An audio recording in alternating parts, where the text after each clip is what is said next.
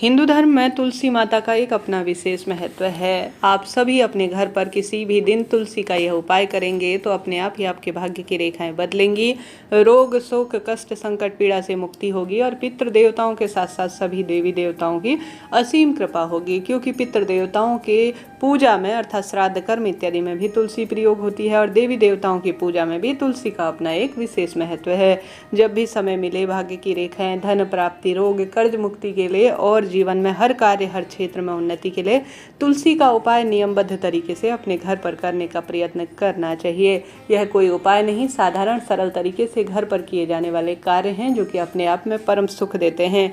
माता तुलसी को माँ लक्ष्मी की स्वरूपा कहा गया है और श्री नारायण की यह अर्धांग है। तो आप सभी को पूरा वीडियो सुनना है, समझना है और सरल कार्य करने का प्रयत्न करना है। आप सभी श्री नारायण और श्रीहरि के और महादेव के सभी भक्तों को मेरा श्री शिवाय नमस्तुभ्यम और ओम नमो भगवते वासुदेवाय। आप भी कमेंट्स में लिख दीजिए। निश्चित रूप से बहुत सारा सुख और आनंद की अनुभूति आपको होगी। कैसे करें, कब करें, सुनिएगा और अंत तक बने रहिएगा। जैसे कि तुलसी की लकड़ी, तुलसी की मिट्टी, तुलसी की पत्ती, तुलसी का हर स्वरूप में शास्त्रों में वर्णन किया गया है। जिसके गले में तुलसी की माला पड़ी रहती है, गुरुजी कहते हैं उसके लिए बैकुंठ में स्थान प्राप्त होता है। अपने आप में तुलसी की लकड़ी भाग्य की रेखाओं को प्रबल करती है। नियमित रूप से प्रथम में जो गुरुजी कहते हैं, मन कर्म वाणी से कोई भूल चूक हुई है तो आप सभी को नियम बना लेना है कि जब विशेष तिथियां पड़े, जैसे एकादशी या कोई भी श्रेष्ठ तिथियां पड़ती हैं, या नियमित रूप से भी आप अपने नहाने के पानी में तुलसी की लकड़ी हो या माला हो आपको घुमा लेनी है। कहा जाता है यह सरल सा कार्य मन और तन को तो शुद्ध करता ही है, साथ ही रोग शोक कष्ट संकट पीड़ाओं से मुक्ति करने वाला होता है। तो सबसे पहला तो आपको घर में अपने नियम बना लेना है। जो बच्चे जिदपन करते हैं, क्रोधी है या स्वयं आप भी मन तन एकाग्र नहीं रहता, पढ़ाई में मन नहीं लगता, तो तुलसी की लकड़ी से का जो पानी है उससे नहाना आप शुरू कर दीजिए। निश्चित रूप से भाग्य की रेखाएं बदलना आरंभ हो जाएंगी। साथ साथ अपने घर के मंदिर में एक लोटा जल रखें और उसमें 2-4 तुलसी के पत्ते रखें और साथ ही उस तुलसी को आप सभी नियमित रूप से भगवान जी के समक्ष, जो जल का लोटा है, मटके से पानी लिया है और जो आपके जल का लोटा है उसमें कुछ 3-4 तुलसी के पत्ते रखकर पूरे दिन, जैसे सुबह रखा और शाम तक उसे छोड़ दिया, भगवान जी उसे भोग स्वरूप प्रसाद स्वरूप ग्रहण कर चुके होंगे। फिर उस जल का अपने घर पर छिड़काव करें और तुलसी जो भगवान जी के जल के लोटे में आपने रख रखी है उसका आप प्रसाद स्वरूप ग्रहण करते हैं तो शरीर से संबंधित कई तरह के रोग मिटते हैं, ऐसा शास्त्र वर्णन कहता है। तो आप सभी जानते होंगे इस्कॉन या श्री नारायण के मंदिर में यह कार्य नियमित रूप से किया जाता है और उस तुलसी को प्रसाद स्वरूप वितरित भी किया जाता है। कहा जाता है इससे शरीर के जो रोग है, बालों से संबंधित स्किन डिजीज या कोई भी दिक्कत है वह तुरंत कटती है और रोग संकट कष्ट पीड़ा से मुक्ति मिलती है।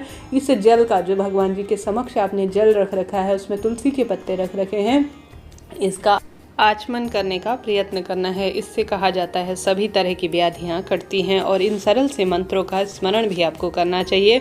या तो आप सरलतम तरीके से ओम तुलसी देवी नमो नमः कह सकते हैं या श्री नारायण के कोई सरल से मंत्र का जाप कर सकते हैं, या इस मंत्र को भी आप तुलसी में जल देने में या तुलसी के जल को ग्रहण करने में बहुत सुखद अनुभूति के साथ बोल सकते हैं। वह मंत्र है ओम महाप्रसाद जननी सर्व सौभाग्यवर्धिनी आदि व्याधि हरा नित्यम तुलसी त्वम नमोस्तुते। यह मंत्र तुलसी में जब जल दिया जाता है, दीप लगाया जाता है, तुलसी की परिक्रमा की जाती है या तुलसी का जो जल है वह ग्रहण किया जाता है या तुलसी का जो पत्ता ग्रहण किया जाता है, उसका समय अगर यह बोला जाता है तो आदि व्याधि हमेशा कटती है और हमेशा सौभाग्य में वृद्धि होती है, ऐसा शास्त्र वर्णन कहता है। तो आप सभी को इस कार्य को भी नियमबद्ध तरीके से करना है। साथ के साथ जिस घर के दरवाजे पर हरी भरी हमेशा तुलसी विराजमान रहती है, कहा जाता है उस घर में कभी काल भी प्रवेश नहीं करता है। तो नियम बांध लेना है कि घर के दरवाजे पर तुलसी अगर किसी कारण से सूख रही है तो तुरंत नई तुलसी लाएं और जो क्यों सूख रही है, कैसे सूख रही है, उसकी थोड़ा जांच पड़ताल करें, आखिर इसमें कहाँ पर क्या कमी रह गई है। सुबह शाम घी का गोल बत्ती का दीपक तुलसी माँ में लगाएं। साथ के साथ विशेष तिथि, जैसे गुरुवार का दिन है, कोई श्रेष्ठ द्वादशी तिथि है तो कच्चा दूध इत्यादि चढ़ाए। पूर्णिमा के दिन भी कच्चा दूध और 84 हल्दी समर्पित करने से तुलसी के रोग कटते हैं, अर्थात तुलसी में कोई कीड़े वगैरह हैं तो हल्दी समर्पित करने से वह कट जाते हैं, वैज्ञानिक कारण यह कहा गया है। और तुलसी में एक चुटकी हल्दी और दूध समर्पित करने से सौभाग्य में वृद्धि होती है, पुत्र और पौत्र इत्यादि में भी वृद्धि होने का शास्त्र प्रमाण करता है। तो यह कार्य भी आपको साथ के साथ करने हैं। साथ के साथ आपको नियम बना लेना है कि आपको विशेष तौर पर जब विशेष तिथियां पड़े, जैसे एकादशी हो, पूर्णिमा हो, श्री नारायण का द्वादशी तिथि हो, गुरुवार हो या कोई भी श्रेष्ठ तिथि हो, या नियमित रूप से अपने घर पर तुलसी की लकड़ी का दीपक, यह भाग्य बदलने का काम है। हमेशा ही गुरुजन कहते हैं कि तुलसी की लकड़ी का जो हवन है या किसी व्यक्ति की मृत्यु हो जाती है उसके दाह संस्कार में भी अगर तुलसी की लकड़ी का प्रयोग होता है तो उसका बैकुंठ में स्थान प्राप्त हो जाता है। इतनी सुंदर महिमा तुलसी की लकड़ी की कही गई है। वह घर पवित्र हो जाता है जिस घर में तुलसी की लकड़ी का हवन किया जाता है या तुलसी का किसी भी स्वरूप में प्रयोग होता है। तो आपको ज़्यादा से ज़्यादा प्रयत्न करना है, जब भी श्री नारायण की तिथियां पड़े तो आपको तुलसी की सुंदर 2-3 लकड़ियों को एक रुई में या एक कपड़े में अच्छी तरह से लपेट लेना है, उसे घी में डुबोना है और दीपक में रखना है। तत्पश्चात आप सभी को प्रभु के आगे श्री नारायण की इससे आरती करनी है। किसी मंदिर विशेष में भी कर सकते हैं और नियमित रूप से पूर्व या उत्तर दिशा की ओर मुख करते हुए आपको तुलसी की लकड़ी का दीपक ज़्यादा से ज़्यादा जलाने का प्रयत्न करना है। जो यह तुलसी होती है वह पितृपक्ष में भी बहुत काम की होती है। आप जानते होंगे हमेशा जिस व्यक्ति की मृत्यु होती है उसके मुख पर तुलसी रखी जाती है और गले में हमेशा तुलसी जो कंठ है उसे अगर तुलसी की माला धारण किए रहते हैं तो ये बैकुंठ में स्वर्गलोक में स्थान प्राप्ति के वह व्यक्ति हकदार होते हैं, ऐसा शास्त्र विधान कहता है। तो इतनी सुंदर महिमा कही गई है। नियमित रूप से तुलसी की लकड़ी का घर के मंदिर में दीप लगाएं, भाग्य की रेखाएं प्रबल हो जाएंगी। साथ के साथ आप सभी को गुरु जी कहते हैं हमेशा हरी चंदन, जैसे तुलसी की लकड़ी है उसे किसी पत्थर पर पीस कर उसमें थोड़ा गंगा जल मिलाकर श्री नारायण को सुंदर इससे आप श्रृंगार कर देते हैं, लड्डू गोपाल स्वरूप का श्रृंगार करते हैं तो इसे हरी चंदन कहा जाता है। तुलसी की लकड़ी को पीस कर इसका किसी पत्थर पर रगड़ कर चंदन बनाया जाता है तो इसे हरी चंदन कहा जाता है।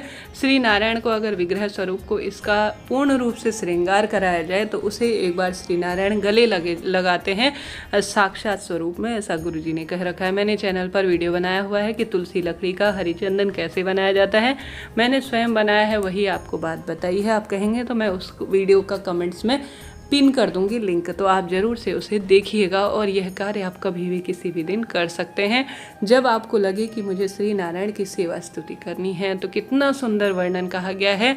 तुलसी की मिट्टी को समय समय पर अपने मस्तक पर धारण करने से रोग, क्रोध, संकट, पीड़ा का निदान होता है और अद्भुत स्वरूप में वृद्धि होती है, ऐसा शास्त्र वर्णन कहता है। श्री नारायण को भले ही अब 56 भोग समर्पित कर दे परंतु तुलसी का पत्ता नहीं है तो भोजन व्यर्थ है, वह ग्रहण नहीं करते हैं।